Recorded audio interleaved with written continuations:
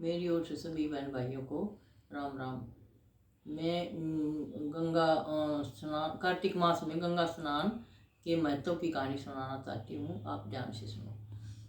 एक गांव में एक सास बहू रहती थी। गांव के आदमी कार्तिक मास में हरिद्वार के लिए गंगा स्नान करने गए तो सास बोली कि मैं भी जाऊंगी। बहू ने कहा कि हे सासू माँ, मुझे भी ले चलो। लेकिन सासू माँ ने कहा कि तुम बहुत छोटी हो, तुम गंगा स्नान अभी नहीं करना चाहिए, तुम घर में ही काम करो और मैं गंगा स्नान के लिए जा रही हूँ। तो बहू ने कहा ठीक है।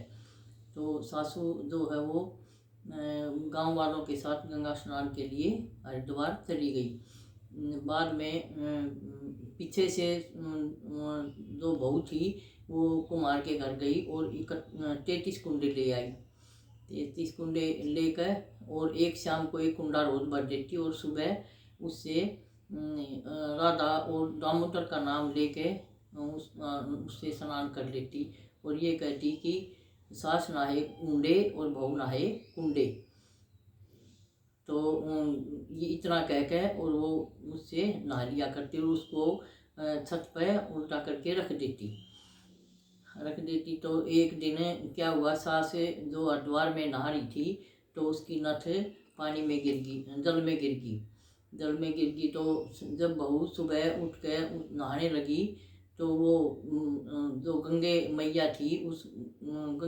मैया थी उसको पुकार रही थी कि हे गंगा मैया, मेरे पर कृपा करो और सास नहाए कुंडे बहू नहाए कुंडे, हर हर गंगा मन चंगा तो कटौती में गंगा। तो गंगा उसके कुंडे में आ गई और वो नथ भी उसी के साथ उसके कुंडे में आ गई।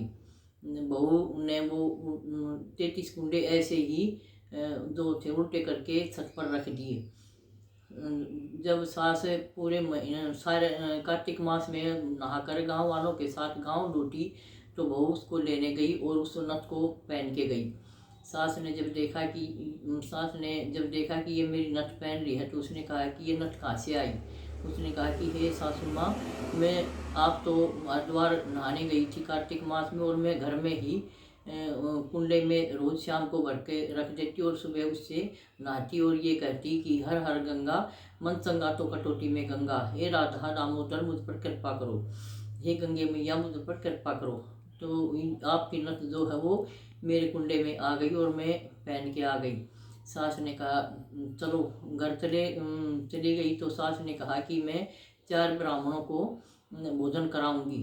तो बहू ने कहा कि हे सासू माँ, मैं भी तो कार्तिक के मास में नहाई हूँ, तो मेरे लिए भी 2 ब्राह्मण और 6 ब्राह्मणों को भोजन करा दे। तो सास ने कहा कि तू कहाँ नहाई है। तो उसने कहा कि चल ऊपर चलो और देखो। उसने वहाँ देखा तो वो 2 कुंडे उल्टे करके रख रखे थे वे सारे सोने के हो गए। सास ने कहा कि तुम्हारे बहुत अच्छे कर्म हैं, तुम सच्चे भक्ति भाव से गंगा नहाई हो और मैं तो एक अहंकार, मेरे अंदर अहंकार था, मैं तो ऊपरले मन से ही गंगा नहाई थी और तुम अच्छे भक्ति भाव से और सच्चे मन से सरल मन से गंगा नहाई हो।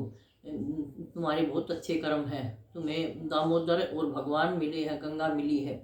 ये बहू ऐसे ही जैसे बहू को गंगा मैया घर में मिली ऐसे सब पर कृपा करे और सुनने वालों और पढ़ने वालों को भी कृपा करे।